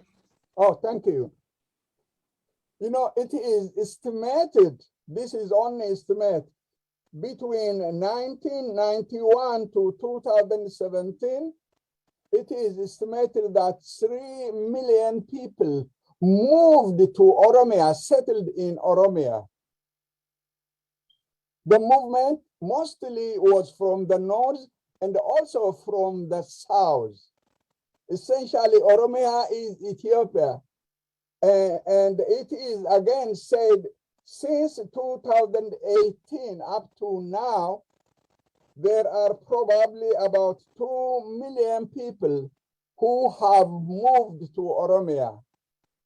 And to my clear understanding, part of the war which is conducted in Walaga, in Shawa, in many areas, and the plot for taking over Karayu land is really nothing but to take over the land. And most of the people who move to Oromia settle in urban areas. Just look at this. There is not a single town or city in Oromia where the Oromo population who surround those towns or cities are the majority, not a single place. Essentially, the Oromos have to be transformed into scattered farmers, and it will have huge implication for our future. I just throw in as a food for thought for the Oromo intellectuals, and I am done. Thank you very, very much, Marartu. Thank you. I do see a couple of hands raised, so perhaps we can take a couple of questions from the audience members, but I actually had a question that I wanted to raise. Dr. Clem, could you speak a little bit, or really anyone, any of the panelists who might have their own opinions on this, but I was wondering if you could speak a little bit to something that's in the title, which is dressing modern like our mothers. And I was wondering if you could elaborate on the meaning of dressing modern in this context. Yeah, I'd be happy to. The title was actually something that was said to me when I was asking questions. You know, how much do you innovate? How much do you adopt? How much do you assimilate? And how much do you say true? And inevitably, women were making choices constantly, right? There's all this influx. We were near the Taiwan market of materials. If they could afford it, you know, they're interested, of course. They want to be fashionable. They want to connect to the broader Oromo diaspora too. They want to connect to others. And so there is this desire to innovate, be fashionable, be modern, but only within culturally prescribed parameters. So for example, the color on the face, right? If a woman had access to nail polish, she would put it on her face, not on her nails, because this is not a culturally appropriate place to apply color. And so there are really, as women grow and have access to new materials as they enter different age grades, which we didn't talk about at all, but sort of in the life cycle as a young girl matures into a girl and then a woman and then a wife and so on, even as she enters menopause, she'll be wearing different things that will communicate. So the idea of body art and nonverbal communication is a really important point. You can look at a woman and you can ascertain about how old she is, whether she's married, how many kids she has, what her political and religious affiliations are, without her having to say anything. In order to do that, in order for that language to work, right, there are many rules and regulations that you have to abide by. And that traces back to one's, one's identity, one's Oromumu, one's sense of Oromoness. And so that needs to stay intact. And that comes from your ancestry, that comes from your mothers. And so one of the things I'm arguing is that the body becomes more and more important as a vehicle for that expression, because so many women, so many Oromo have lost access to their land, and they aren't able to make things like baskets anymore when they're displaced. And so the body becomes more and more central. So the dressing modern like our mothers was a hope of, the idea that you're both looking back in order to navigate the future. May I say a word or two on this, Marartu? Yes, please. Yeah, I also thank you, Peri, for giving us that rich description of what it means to be dressing modern like our mothers. I wanted to throw in a word or two because it's also really the innovation that comes out through that title, dressing modern, but like our mothers and grandmothers. So it's kind of weaving together the past and the future and the present in a very innovative way that they are wearing, or because when you wear a dress, how you wear it, where you wear it, when you wear it, is a very intense struggle. Really, like I said before, it's political, it's cultural, it's social. It's an agency of women that really plays out in choosing where and when and how to wear what they wear. And when they say, okay, I'm dressing modern, which is, it is modern. I'm not a backward woman. I'm here and I'm future looking and forward looking. And in that sense, they are creating a new form out of an old form. So there is the old and the new together. So I just wanted to put that in the creativity and the innovation and the agency of women to create and to innovate. Thank you. Thank you both for speaking to that. And, you know, the reason I brought that up is because I think a lot of the time, especially, you know, when discussing things related to Oromo culture, or Sinke or Gada, or really in general, indigenous cultures and practices, it's never really something that is seen as modern or potentially modern, or, you know, in general, the concept of something modern is interpreted or tied into a Western concept or ideal or standard. And so I appreciate your, you know, the context you provided to that, and hopefully it's something that we can all learn from, and trying to look at the different forms of innovation that are already there from Oromo women, and, you know, just more broadly from the Oromo culture. So thank you for that. So we have a few people that have raised their hands. I believe first was Professor Guluma. So you are free to ask your question. Thank you. Okay, thank you, Meryl. I was I was hesitating actually to talk, but I just wanted to raise my hand just to thank Peri and to congratulate her on an excellent book, and also thank the panelists. Actually, the discussion prompted me to talk. Just to take advantage of this, I just would like to offer some comments, if I'm allowed. I think, Peri, you really did an excellent job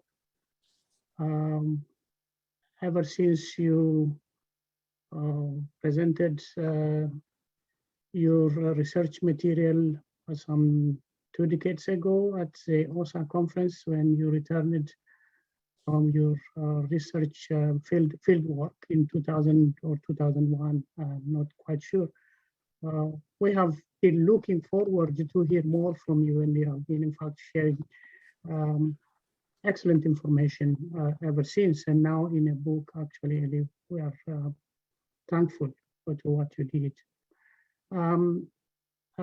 Just to say a few things about your presentation, you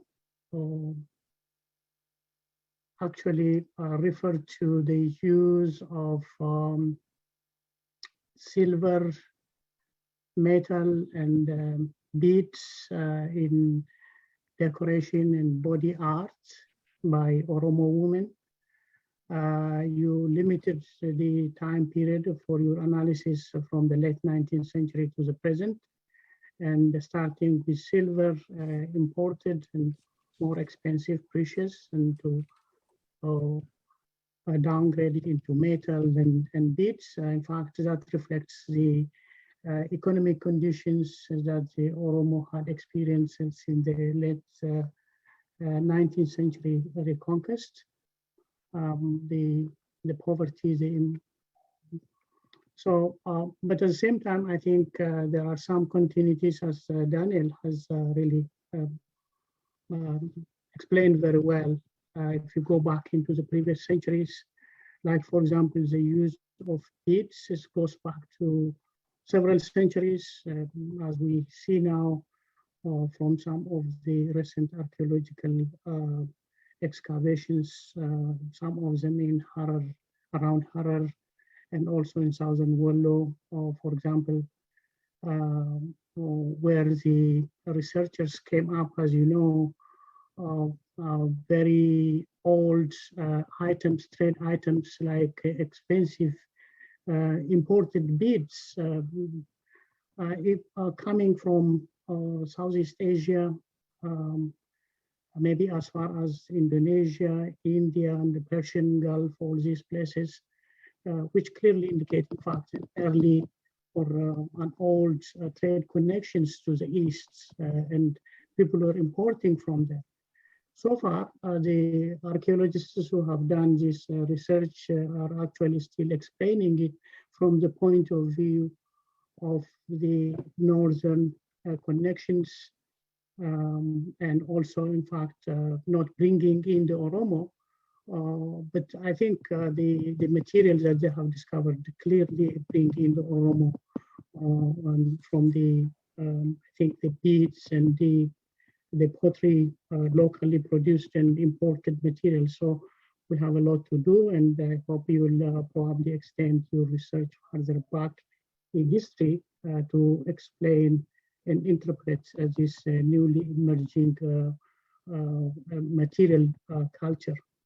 And the point of, maybe if I have the time to say in 1 minute, maybe, and the I think a few terms came up repeatedly in the discussion so far, like innovation, appropriation, and this has been going on actually in terms of innovation, how the Oromo women have been innovating and using new material, or maybe old material with a changed meaning, like the Medicha, for example, which is very old, and it's all over Oromia, and it's used for different terms in religious context, for example, in political or social context. But maybe I see some kind of innovation from what you have described of an old material. But appropriation, which Professor Mohammed mentioned, if we talk of appropriation actually of Ethiopian history, maybe many people may not know, but the name itself, Ethiopia, is appropriated. If you see at the ancient sources, the name Ethiopia, when the Greeks used it, they used it in two terms. One is in a broader context for Black people, south of Egypt. They knew Egypt very well, but the areas that they didn't know much, and they said they used Ethiopia. But more specifically, they used it for Nubia, which is modern Sudan, not the current Ethiopia, the modern Ethiopia that we know. The name is used. In fact, until after the 10th century, we don't even have a clear information whether the modern Ethiopians actually, or the ancestors of modern Ethiopians used the name Ethiopia itself. In ancient times, it was for Nubia or for Black people in general. It was, so the name itself is appropriated, no doubt about that. And the other thing is, in terms of appropriation, maybe last point I would like to add is the appropriation of the body arts in Ethiopian history. One we know very clearly is actually, you see on many people, many Christians, the Christian sign on their head, forehead, or maybe even different parts of their body. We know clearly when this started, because this is written in Ethiopian history. In the 15th century, a king called Jacob actually ordered the Christians to use this symbol, to put it on their body part as kind of a reaction to the challenge that he was facing at the time. Well, the source that we know, the source from where we learn this, doesn't talk about the Oromo, because maybe that was suppressed, but the reaction to which this was instituted very clearly shows that maybe this was to prompt the Christians to use a body art to show their Christianity, their religion against the other people. So against other people. So anyhow, appropriation has been always going on, even in body art in this case. So thank you very much for the book, excellent book, and for the discussion, or the panelists also for adding more information to the discussion. Thank you. I'm sorry for taking more time. Thank you. So the next person who had their hand raised, Mohammed Ademo.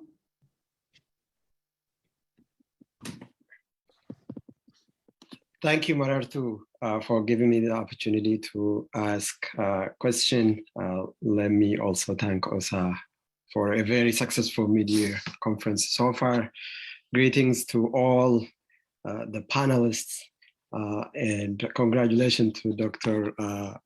Clem on publishing your long-awaited book, which I think provides the language and vocabulary for others who are trying to make sense of the various ways in which the Oromo historically, but also in contemporary times, clothe the body. I have personally benefited greatly from your insights in this book and rich and substantive research over many years on Oromo clothing.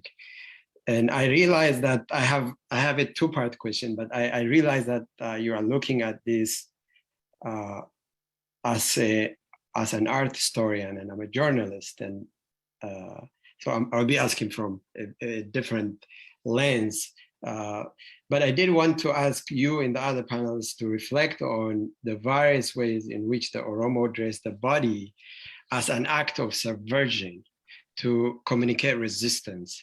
I'm particularly curious about the use of dress beyond fashion and the performance of Oromo identity in the gendered dimension of beauty. So a two-part question, which one is whether or not it is possible to look beyond fashion and gender to study the performative and communicative role of clothing among the Oromo. And the second one, whether or not you have come across examples of clothing as storytelling, particularly in light of the fact that all avenues of political expression have and continue to be restricted. Thank you very much.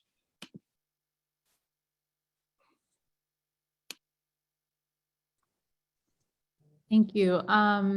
Perhaps we can also take the next question from Professor Asfal and then open it up for a little bit of discussion. There are a couple of others with their hand raised. I'm not sure if we will have time for more, but we'll see. Professor Asfal, can you ask your question, please? I'll speak 10 seconds so that you can take Asaf's question. That way, I give him a favor, which he is obligated to return. Peri's book will be, we will have a book signing ceremony on April 8th here in San Diego. And if anybody happens to be nearby, or those of you who reside in Southern California, we strongly encourage you to come and be part of that ceremony. I'm done. Thank you.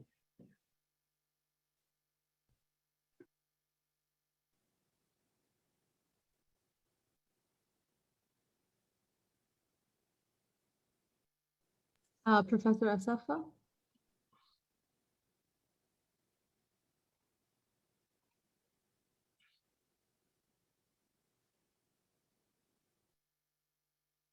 Oh, you're muted.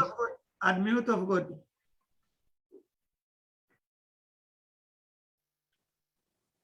Ni dhagayama. Ni dhagaysu. Eeyyee. Baay'ee galatoomii. Dhugaadha. Buukni kun baay'ee hedduu waan nama gammachiisaati. Keessattii fi harka. Buukni kun hedduu nama rara. Hedduu maalifii fi gadda kiyya dheeyxe. Professor Peri, thank you very much for publishing this book. It touches me. Culture amata 40 irraa hidhamee aadaa teenya. Culture biyya teenyaa waan biyya teenyaa keessaa dhufnee ittillee deebi'uu hin dandeenye amata meeqa asitti hafnee buukni kun qabaa. Dura isaan galatoonfachuu barbaada. Wanni immoo guddaan na kakaasee bakkattoota na fudhadhee ka'ee isinitti ida'amuu barbaadee taa'eetumaan dhaggeeffachaa ture oosaa.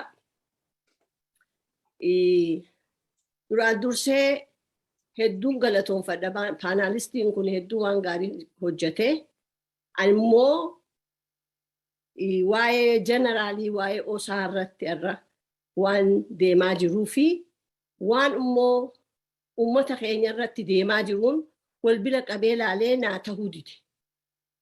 Na hudhe. Wanni na hudhee fi ilmaan Oromoodhaa arra bareedduun akkanaa tuni asirra baatee alaabaa isii ta'ee hidhatte irraa haqanii waan biraarra kaayanii guureef peeriin dubbattu guun dhagayu. Identitii isiituu dhooysaa jiran jettu kanuma bahellee piikcharii immoo yuus godhatu. Akkasumatti arra uummata Oromoodhaa dhooysanii hanga danda'ametti kaan manarra gubaa mana keessatti manarra gubaa kaan ajjeesaa waa meeqa habashni godhaa jiru. Kana hunda laaluun hafee nuti immoo akka oosaadhaatti arra belbeltuu lafaa fudhachuu dadhabnee waan silaa arraan tana qoma keenya nu tuqaa dhugaa dubbachuudhaaf dhugaa walitti himna. Ani oggoyyuu dhugaa dubbadheetiin hin du'aa. Waan qoma keenya maa haasawame kun jechaa hin jiru immoo waan qoma keenya nu tuqa ilmaan Oromoodhaa kan harca'aa jiru. Ajjeesaa ka jiru. Du'aa ka jiru. Ilmaan Oromoodhaa kan yuunivarsiitii keessaa yaa'ee bakkayyuu yaa'ee arraan tana woboo tahee gaara keessa galee qawwee fudhatee bilisummaa isaatiin lolaa jiru. Waan silaa arra belbeltuu taate irratti oosaan haasa'u irratti haaso'itan. If duraaf irratti haaso'itan ajandaan silaa duratti qabuu qaba yoo qabaattan illee dhugaan isinitti himuu barbaadeen. Wanni garaa kana gubaa jiru bara hedduudhaan waan dhufaa hundattuu waan jijjiirama dhufaa hundattuu akka danda'amutti yoo woboon jiraate yoo qawwee harkaa qabaate uummata Oromoodhaa cauqaalanii akkanatti haasasanii waan inni qabu dhabamsiisaa minilikirraa ka'ee ilaa arraatti itti jiru. Diinni san haa godhu. Akkamitti ilmaan Oromoo uummanni Oromoodhaa kana godha. Ama soddomis oosaa keessa taa'e numa haasoyne waraqaa irratti numa baati. Immoo kasossoosu danda'u humna. Namni humna hin qabne bilisummaa hin qabu. Arra humna teenya tagaara keessa jirtu. Woboo keenya tagaara keessa jiru. Rakkoo nuti irratti jirru bilisummaadhaaf uummata manaa bahee ala jiru. Ol ka'ee namni tokkolleen maal haa goonu hin jiru. Waanuma histirii waanuma duratti duru ama 35 oosaa keessa taa'e uummato. Ifa manaa godha maraadheetii miti. Arra immoo guulaallu dura guulaallu. Arra waan uummanni keenya keessa jiru yoo laaltan teessanii kana haasoo'itan akkam haa taanu. Maal haa taanu Oromoon arra maalit jira? Ilmaan xixiqqaan arraan tana qawwee fudhatee bahee gaara keessa jiru maalit jira? Eessa haaseennu jeetiin silaa onnee teessan keessaa kaatanii iyyitan. Osoo uummata ganuma teessaniituma caluma jettaniituma waanuma histirii biraa histirii amata 35 histirii amata 100 histiriin gaarii mitiin jo'ee wallaaltuun na godha. Ammoo ammatti jirru. Belbeltuun uummanni bahee ijoolleen dubraa intalti dubraa bareedduun akkana argitan tun kitaaba rabba isinii baate tuni irraa haqeette reefuun Profeesar Periin irraa haqan. Arra uummata Oromoodhaa histirii isiitii miti. Isaan haqaa jiran. Jenosaayidii irra deemaa jira. Ajjeefamaa qalamaa jira. Kana irratti silaa haasa'uu qabdanii ani dhiifa manaa godhaa. Wanni isin hojjettan waan gaariis yoo ta'e hammoo dura aanuu qabuutu jira. Waan dura aansitanii haasa'uu qabdaniitu jira. Dhukkubaan nu keessa jira. Dhukkubsannee. Ilmaan Oromoodhaa du'anii. Dhumanii. Takka immoo isiniif hin hima. Dhokatus macarrashaan isii numa baati. Laalamee. Laalaa kakaleessa yuunivarsiitii keessa jiru irra qawwee qabatee diini laala. Diina isaa laala akkanatti shir godhaa jira.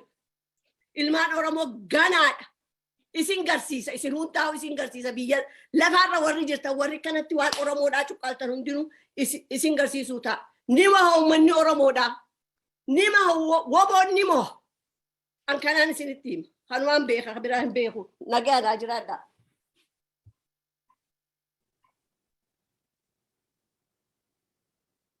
Thank you, Adde Zaytuna. So it looks like we actually do have time for a couple more questions. So it looks like the next person is Samuel, but first, Peri, if you would like to go ahead and answer some of the questions that were posed earlier. I believe Mohammed Ademo's question about looking beyond fashion and gender to study the performative and communicative role of clothing in Oromo society. Thank you for the question, Mohammed. It's good to hear from you. And I found myself recently looking at focusing more like a journalist on what's happening now. And so I just want to show one image to answer your question very quickly. What is performative? What is going on that is communicative and performative and beyond fashion? Oda, right here, right? The Oda tree, the sycamore tree, I have an article coming out about this.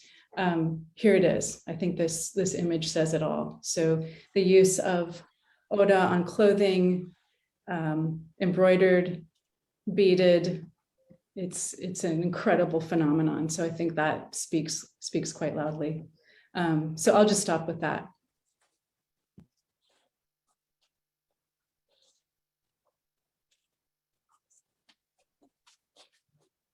Thank you. The next person who has their hand raised is Samuel.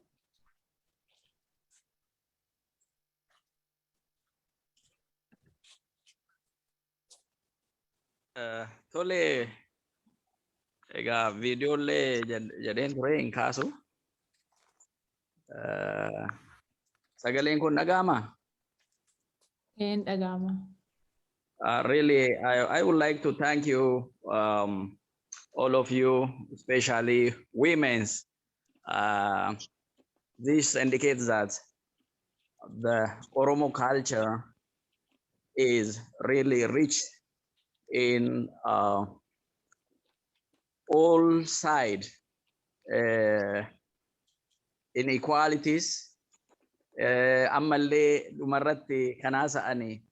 Dubartoonni goota akkamitti baasuu akka danda'an illee kan ibsu mirga isaatii fi uummanni dhiirri illee ka'e akka inni falmatu dubartoonni akkam cimaa akka taatan seenaa akkasiin eegdan kaalchariin akka karaa keessaniin eegamee ture sila akkuma jettan immoo isa kaleessa darbe aadaa akaakilee abaabilee kana qabatanii dhaloonni amma jiru itti fayyadamee isa kaleessaa duwwaa keessa taa'utu hin ta'in immoo isa gara fuuldureetti immoo ilaalanii addunyaan karaa inni deemaa jirus ofitti boonanii of baranii deemuun akka danda'amu kan isin ibsitan waan baay'ee namatti toludha. Kanaaf galata guddaa qabdu. Akka kanaan qophii kana kan qopheessitanii kan irratti illee hirmaattanii kan akkanallee nuunis akka irratti hirmaannu nu gootan. Kanaafuu keessumaa haadholiin keenya dubartoonni keenya wanti isin hojjechaa jirtan waan guddaadha. Akkuma jedhame fuunduree dhumti keenya amma millee haa ta'u akka kaleessa ba'aan keessa turetti gara fuunduraa hin ta'u jennee abdanna. Isinni kun immoo addunyaatti amma sila literature review yookaan books review irratti akka haasa'aa turtanii ala ofii baanee himannu akka kana ala wal hubannu aadaan Oromoo eenyummaan Oromoo saba akkamii akka ta'e saba jaalalaa saba haqaa qabu saba dhugaa qabu akka ta'e addunyaatti agarsiisaa ala deemu. Isa jaalalaan dhufus jaalalaan isa immoo nu cabsuuf dhufu immoo akkuma Waaqayyo nu kenne ofirraa ittisaa deemuun akka danda'amu addunyaatti agarsiisamaa deemuun haala kanaan baay'ee bareedaadha. Jabaadhaa itti fufaa baay'een gammadee keessumaa haadholiin seenaa isa durii isa ammaa isa gara fuulduraatti kan isin ibsitan baay'ee nama gammachiisaa itti fufaa isiniin jedhuufanii galatooma. Fayyata. The next person who has their hand raised is Girma Shumi.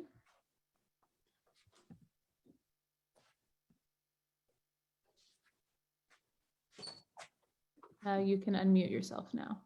Yeah, thank you. Thank you for giving me this chance. And I really appreciate Peri and her colleagues for bringing up such really very nice cultural aspect to the international communities, and saying that I do have two questions. The first one is, during your study, during your research work for this cultural assessment, did you connect or relate your such cultural aspects with natural resource use and management? This is my first question. The second one is, what is your next plan to advocate or to use such a unique identity or Oromuma for transformative change toward the sustainability to alleviate global social and ecological crisis that now global faces? These are my questions. Thank you.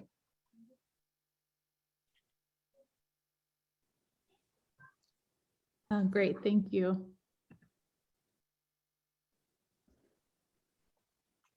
Peri, would you like to answer that now or take another question? We can take another question. Okay.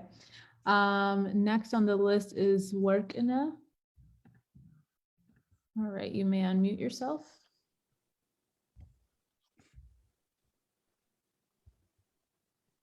Thank you so much for giving. Can you hear me?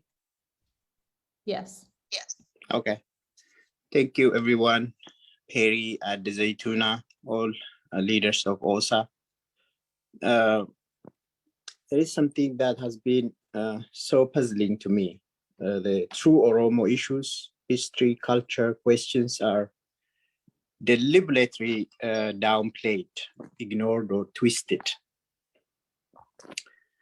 The media does not like about the Oromos, and big journals do not like about Oromos. How can OSA help us to penetrate that issue? Because I don't know, I personally, I'm not a social scientist. I write scientific natural science. Journals never reject my papers, but these journals reject whenever I write about Oromos.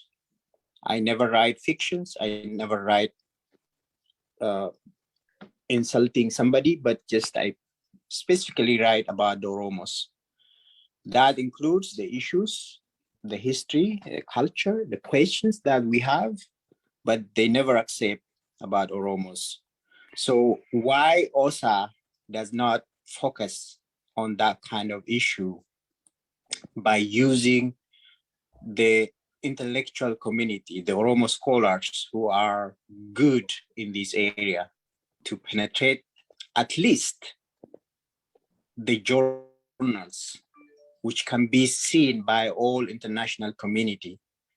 The mainstream media can ignore us, but we can write the question of the Oromos on good journals where the media can be forced to talk about Oromos. So I just want to suggest if OSA can work more on that area. Thank you.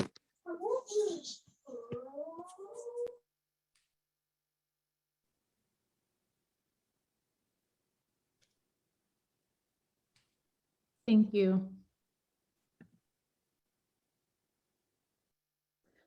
So perhaps before taking more questions, the last couple of comments and questions can be responded to. If we could just take one more from if2, that would be okay. Great. Let's see. All right, if2, you're next. Yes. You can speak. Yeah. Hello. Thank you for giving me this chance. Hello, everybody. Hello, Peri. How are you? I'm so delightful for this day today, for this meeting, and to see the work what Peri did on Oromo culture and on women. I know Peri for almost since 2000, but I used to help her sometimes, like when to translate Oromo in Afan Oromo when we go to the remote area to ask the woman about the clothing, the cultural stuff they wearing.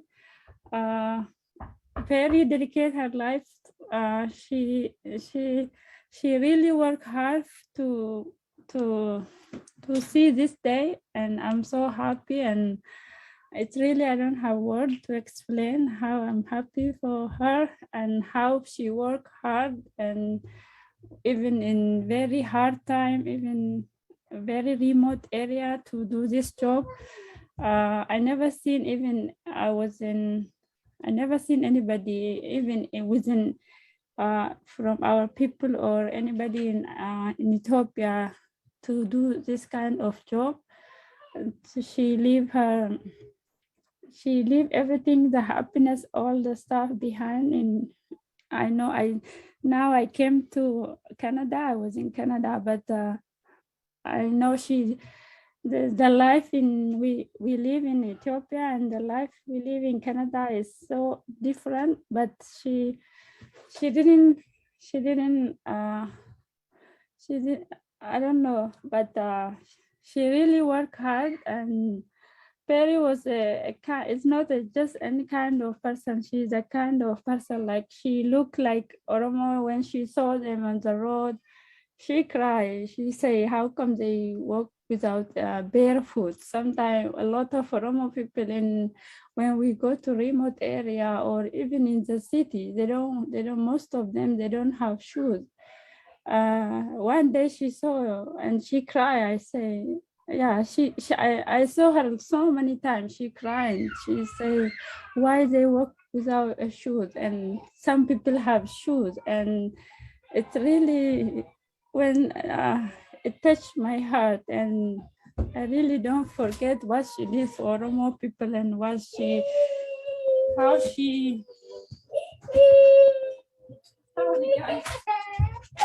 So if I can interrupt for a second too, I want to make one comment that Iftu and her family were a tremendous support system for me, and Iftu was an amazing translator. She's also an incredibly knowledgeable person about Oromo culture. We tried with so much effort to get her to come to the United States as a cultural expert. So my university actually sponsored her as a cultural expert. We tried to bring her, and every time she was denied a visa. And they told us that because she didn't have a bachelor's degree, there was no way she could be a cultural expert. So it was so frustrating because she had so much to offer and would have been an amazing guest lecturer at my university, and that didn't work out. So again, it was very, very challenging. So thank you, Iftu. I just wanted to go quickly to say to Workanu that the JOS, the Journal of Oromo Studies, will absolutely publish what you have. So please send it to OSA. And then also to make the comment that all of the people on the panel here have published widely. And so because we're in academia, no, we're not reaching the popular journals would, but they're all very well published. And so I would suggest keep trying. And then to Gurma, I'm not quite sure what you meant in terms of dress and natural management, so I don't know how to answer that. But in terms of a model, again, I would go back to what I hoped Professor Kue might talk about, and that is Sike or Sinke, right? The Sinke, the entire institution of Sinke is a perfect model for conflict resolution. It's exactly what is needed. It's built in, it's tried and true. Several generations have used it successfully, and there's no reason why that can't become the new and modern expression for women's empowerment and conflict resolution. Can I add to that a little bit? Yeah, I think if we value it enough, not just give it lip service, that we respect women, that we have this huge institution that respects the rights of women called Sync. If we go a little bit beyond that and make it practical, really respect it, really make it work, support the women, that I think would really lead us somewhere.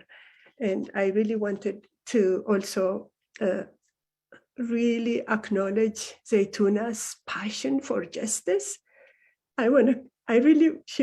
She made me cry. I really wanted to cry, but yeah, it's true. That is resistance at its core. That's resistance against injustice. What are we doing when people are going through this? That's the kind of resistance. And the performative we talk about, it's not dress, but this is the spirit of resistance that also shows on the dresses, on the performative aspect. I just wanted to connect what Ademo said about the communicative and performative aspects of dress as resistance, as forms of resistance. It is a form of resistance for sure. And women use their dresses and their body arts and anything they grab to show their resistance to injustice, to show who they are, and to construct and reconstruct their identities and their meanings throughout the centuries. And that really connects to what Zaytuna is doing right now in this moment. This is missing what's going on. That's a passion for justice, more than the dress, the being, the person who is talking about resistance. This is resistance par excellence, is what I just wanted to say. And thank you so much. Thank you. Before we wrap up, I didn't know how to raise my hand, but I did have a question. Is it too late? Or do we have time? Oh, no, you can go ahead. Okay. Thank you very much. I just wanted to get an idea if the speaker, especially Peri, if you see the Oromo, the CK institution or the Oromo women's culture intersecting with the women's movement or the feminist movement, do you see that intersecting or diverging, or if there's some value that the Oromo, the CK institution could offer, you know, the feminist movement here, vice versa, though they can strengthen, share some wisdom with each other? That is an entire seminar, that question, and it's one we've actually talked about in the Sync Institute, and I really would defer to Dr. Kumsa to address that, because she's thought about it and also written about it.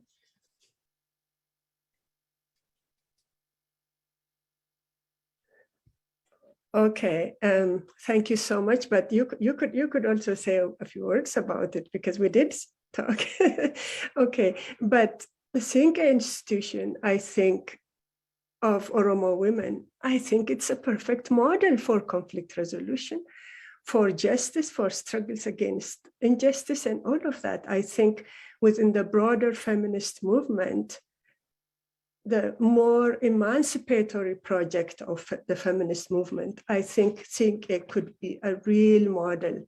And our younger generations of women have also picked up on that. I think Marartu would know about that as well. So I think it could be a platform where other, not just feminist movements for social justice, but also other oppressed people's movement for social justice can share ideas and share thoughts and experiences. We at the Sync Institute, we're trying to bring together indigenous peoples of the various parts of the world I don't know if any of them were able to join us today, but a couple of them wanted to join us, but because of that hostile disruption at the beginning, they may have been turned away. But we're trying to create a space where not just indigenous, but all oppressed peoples of the world could share strategies of resistance, strategies of a movement, a struggle for justice.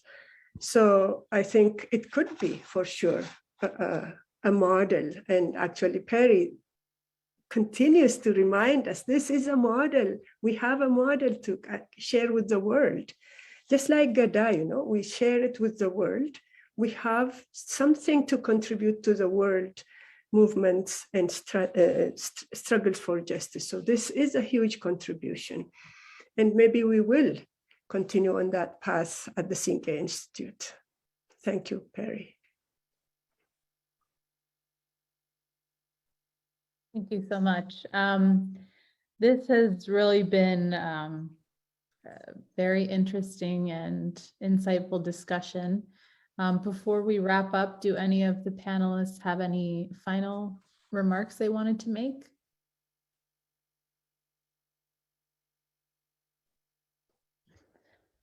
Okay. Earlier, I would like to say one more thing, please. Okay, please. Yeah, it's about the next generation taking it from us. I shouldn't have been a panelist on this forum today if the younger generation could have taken on. And I'm done, I'm retired, and I don't know what I did wrong, but people haven't picked up the gender issue, the Syncretism issue. I really would have liked a younger one like Amaro and Mararo to sit here on this panel today instead of me. So I would really invite younger people. This is a very important issue that needs to be addressed. It's an issue that has never been addressed adequately.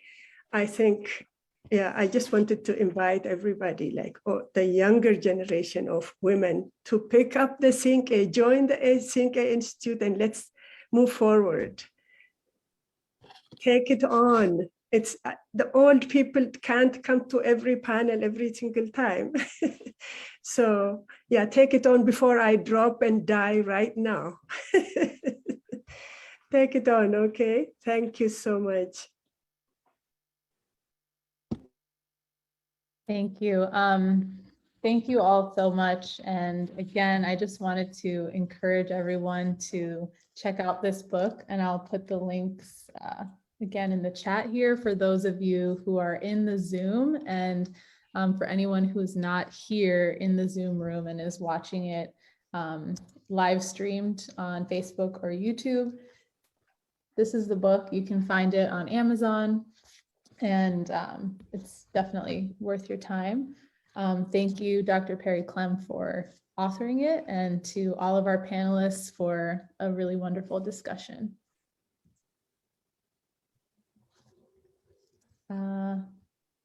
Okay, Ebisa.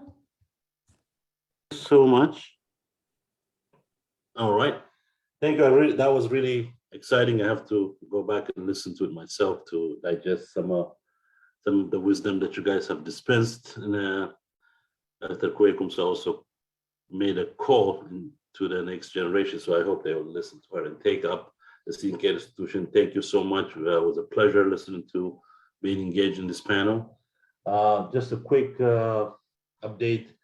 The panel that was supposed to follow the role of Oromo revolutionary singers from Noah Governor to that panel is moved to the 3:30 mark because of some schedule, and they're running, one of the panelists is running behind. So I would ask the panelists in that group to remain after this session, and we'll take it up then. Thank you so much. And so we'll move to the next panelist. I'm trying to figure out that.